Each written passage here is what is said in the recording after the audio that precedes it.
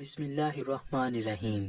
حکمت کی معراج سمجھے جانے والی ایک ایسی عظیم شخصیت ہے کہ جس کا تذکرہ اللہ پاک نے قرآن کی ایک پوری سورت میں کیا ہے، اور وہ سورہ بھی انہی کے نام پر ہے۔ البتہ یہ واضح نہیں کہ وہ نبی تھے یا نہیں، لیکن وہ ایک دانا آدمی تھے۔ ان کی زندگی کا ہر لمحہ حکمت سے بھرا پڑا ہے۔ جی ہاں، حضرت حکیم لقمان رحمت اللہ علیہ کے جن کے بارے میں اردو کی مشہور مثل ہے، وہم ہی ایک ایسی بیماری تھی جس کی دوا حکیم لقمان کے پاس بھی نہیں تھی۔ حضرت ابو جعفر رضی اللہ تعالیٰ عنہ سے مروی ہے کہ ایک دفعہ حضرت حکیم لقمان غلاموں کے بازار میں بکنے کے لیے پہنچ گئے، جہاں ہر طرف غلاموں کی بولیاں لگ رہی تھی۔ آپ نے اپنے آپ کو بکنے کے لیے پیش کر دیا۔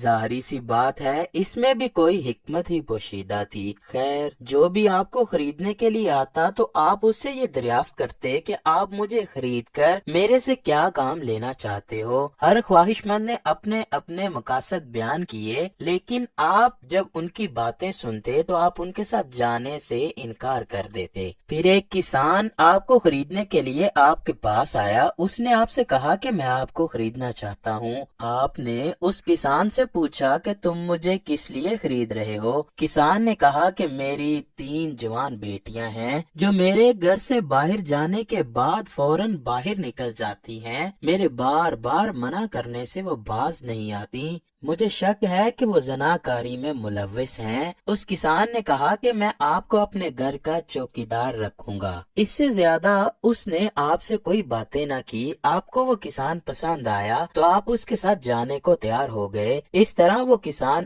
آپ کو خرید کر اپنے گھر لے گیا۔ گھر جا کر کسان نے کہا کہ میری 3 جوان بیٹیاں ہیں، میں ان کو گھر میں بند کر کے کھیتوں میں جا رہا ہوں۔ اگر وہ آپ سے کہیں کہ دروازہ کھولو تو آپ ان کا دروازہ مت کھولیے گا۔ یہ بات کہہ کر مالک اپنا کام کرنے کھیتوں میں چلا گیا۔ مالک کے جانے کے بعد حضرت حکیم لقمان دروازے کے پاس بیٹھ کر اپنے رب تعالیٰ کی عبادت میں مصروف ہو گئے۔ باپ کے جانے سے تھوڑی ہی دیر بعد تینوں لڑکیوں نے اس بزرگ سے کہا کہ کمرے کا دروازہ کھولو۔ ان کے کہنے پر آپ نے کمرے کا دروازہ نہ کھولا۔ وہ بار بار آپ کو دروازہ کھولنے کا کہتی رہی۔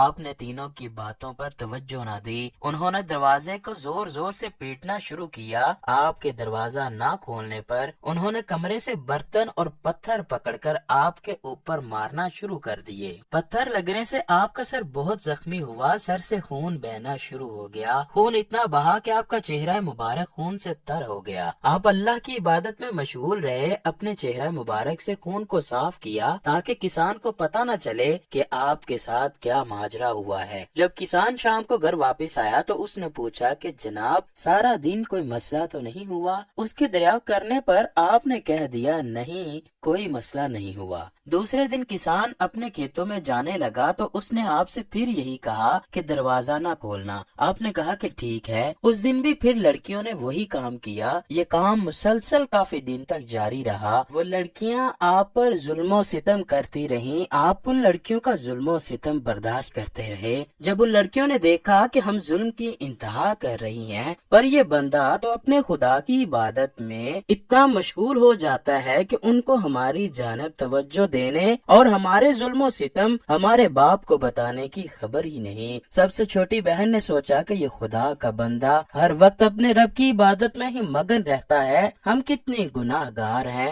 جو اس پر ظلم کرتی ہیں۔ وہ تو اللہ کا نیک بندہ اپنے رب کی عبادت میں لگا رہتا ہے۔ اس لڑکی کی توجہ دن بدن حکیم لقمان کی عبادت کی طرف بڑھتی ہی چلی گئی۔ ایک دن اس لڑکی نے خدا تعالیٰ سے سچی توبہ کر لی۔ اس نے حرام کاری، زناکاری، سب برائیوں سے توبہ کی۔ اس نے پابندی کے ساتھ 5 وقت کی نماز پڑھنا شروع کر دی۔ وہ چلتے پھرتے اللہ تعالیٰ کا ذکر کرتی۔ پھر 2 بہنوں میں سے ایک بہن نے سوچا کہ ہماری بہن تو نیک پرہیزگار ہو گئی ہے، خدا تعالیٰ نے اس کے سارے گناہ معاف کر دیے ہوں گے۔ دوسری نے بھی اپنی زناکاری کو چھوڑ کر سچے دل سے توبہ کی۔ اے خدا مجھے معاف کر دے، میں بہت گناہ گار ہوں۔ اس نے سچے دل سے توبہ کی اور اپنی چھوٹی بہن اور حضرت حکیم لقمان کی طرح عبادت میں مشغول رہنا شروع کر دیا۔ دونوں بہنیں صبح اٹھتی، گھر کے کام کاج کرنے کے بعد سارا وقت اپنے رب کی یاد میں صرف کرتی۔ یہ ماجرا جب تیسری بہن نے دیکھا تو اس نے بھی سب برے کام چھوڑ کر اپنے رب کریم سے سچی توبہ کی۔ اسی طرح تینوں بہنیں حضرت حکیم لقمان کی طرح اللہ تعالیٰ کی عبادت میں مصروف رہتی۔ کسان دانا آدمی تھا، اس کو علم تھا کہ جب کوئی سختی کرنے سے اپنے برے کاموں سے توبہ نہ کرے تو وہ اللہ والوں کی صحبت میں رہ کر ہی اپنے آپ کو تبدیل کر سکتا ہے۔ اسی لیے اس نے حضرت حکیم لقمان جیسے انسان کو چن کر اپنے گھر کی رکھوالی کے لیے مقرر کیا تھا۔ یہ بات جب ارد گرد قبیلے کی عورتوں کو پتہ چلی تو انہوں نے بھی خداوند کریم سے معافی مانگ کر اپنے سارے گناہ معاف کروائے، خدا کے نیک بندوں میں شامل ہوئیں۔ یہی وجہ تھی کہ حضرت حکیم لقمان ہر اس بندے سے دریافت کرتے جو آپ کو خریدنے کے لیے بازار میں آیا تھا۔ آپ اس بندے کے ساتھ جانا چاہتے تھے جس کے ساتھ رہ کر آپ لوگوں کو خدا کی رضا کے مطابق زندگی گزارنے کے اصول بتا سکیں۔ حضرت حکیم لقمان ہر وقت اللہ کی رضا میں خوش رہنے والے تھے۔ وہ ہر وقت اپنے رب تعالیٰ سے یہ دعا کرتے تھے کہ اے اللہ مجھے اپنے نیک بندوں میں شمار کرنا۔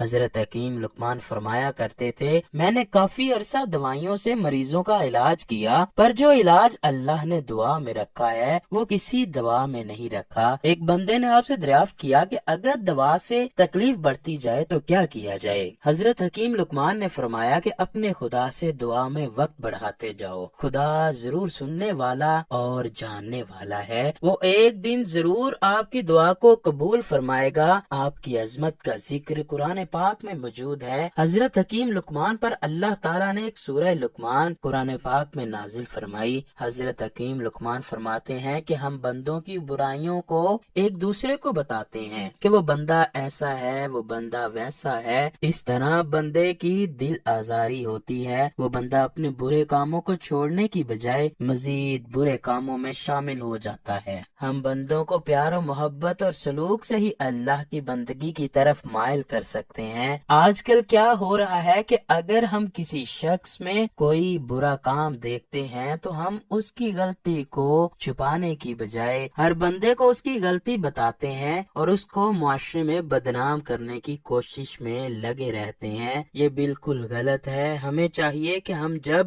کسی شخص میں کوئی برائی دیکھیں تو اس کی دل آزاری نہ کریں، بلکہ اس کو پیار و محبت سے بتائیں کہ اے اللہ کے بندے یہ برا کام نہ کر، اس سے ہم اپنی دنیا و آخرت تباہ و برباد کر رہے ہیں۔ ناظرین گرامی، برے کاموں کو چھوڑ کر اللہ سے توبہ کریں اور سنت محمدی صلی اللہ علیہ وآلہ وسلم کے مطابق اپنی زندگی گزارنا سیکھیے۔ اللہ تعالیٰ سے دعا ہے کہ وہ ہم کو سیدھے راستے پر چلنے کی توفیق عطا فرمائے۔